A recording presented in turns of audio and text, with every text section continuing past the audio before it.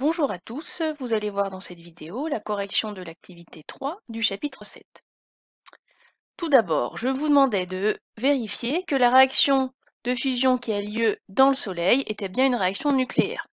Regardons tout d'abord cette réaction. Donc on a 4 noyaux d'hydrogène 1 qui se transforment en noyau d'hélium 4 plus 2 positons ici. Le E01 c'est un positon. Si vous ne connaissez pas son nom, c'est pas grave. Donc qu'est-ce qu'on observe? Qu'on a modification des atomes, on a de l'hydrogène qui devient de l'hélium, donc c'est une transformation nucléaire. Ensuite, je vous demandais le point commun entre les noyaux utilisés dans la centrale ITER et la fusion du Soleil. Donc reprenons ces trois noyaux. On a l'hydrogène H1 dans le Soleil et on vous parle de l'hydrogène 2 et de l'hydrogène 3 pour l'ITER. On vous dit que c'est un noyau de deutérium, H2, et un noyau de tritium, H3. Qu'est-ce qu'on remarque pour ces noyaux? On remarque qu'ils ont le même nombre de protons. Ils ont chacun un proton. Puis ils ont le même symbole aussi. Bon, ça doit vous faire rappeler l'activité précédente. S'ils ont le même nombre de protons, c'est que ces noyaux sont des isotopes.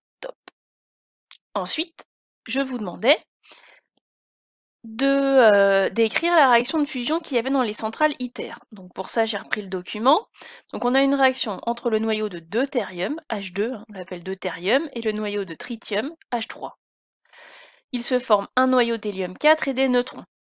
Alors comment on fait? Vous savez, il faut avoir les mêmes charges, le même nombre de charges et le même nombre de nucléons entre les réactifs et les produits.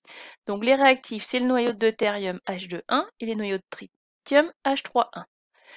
Alors que les produits, c'est de l'hélium 4 et des neutrons. Alors on regarde, l'hélium, vous cherchez dans le tableau périodique, vous voyez que son nombre de protons c'est 2, donc c'est He4,2. Vous l'aviez aussi dans le document du dessus sur le Soleil. Et donc pour les neutrons, vous aviez le symbole 1, 0. Donc est-ce qu'il se forme un neutron ou plusieurs neutrons? On va regarder, puisqu'il faut qu'il y ait le même nombre de charges en bas, et le même nombre de nucléons, donc en haut. Regardons en bas. Dans les réactifs, j'ai 1 plus 1 charge, ça fait 2 charges. Dans les produits, j'en ai 2 plus 0. Donc ça c'est bon, ça fait bien 2. Maintenant, dans le nombre de nucléons, dans les réactifs, j'en ai 2 plus 3, ça fait 5. Et dans les produits, j'en ai 4 plus 1, ça fait 5 aussi. Donc en fait, il se forme un seul neutron, pas la peine d'en rajouter d'autres. Donc voilà pour la réaction de fusion dans le réacteur ITER.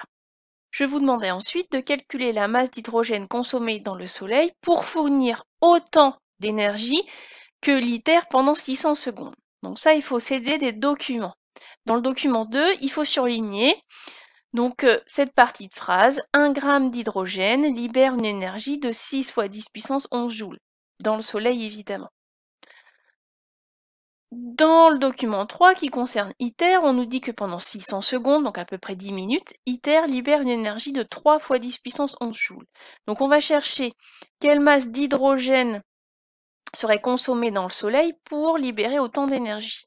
Donc pour ça, on peut faire un petit tableau de proportionnalité avec un produit en croix. On sait que dans le Soleil, 1 gramme fournit 6 fois 10 puissance 11 joules. Donc, si on a 3 fois 10 puissance 11 joules, on cherche la masse M. On peut faire le petit produit en croix et on trouve rapidement, le produit en croix, 1 fois 3 10 puissance 11 divisé par 6 fois 10 puissance 11 et on trouve 0,5. On pouvait même le faire de tête. Donc il faudrait consommer 0,5 g d'hydrogène du Soleil pour former autant d'énergie libérée pendant 600 secondes dans le réacteur ITER. Et bien sûr, dans le réacteur ITER, on consommera une masse bien plus grande d'hydrogène.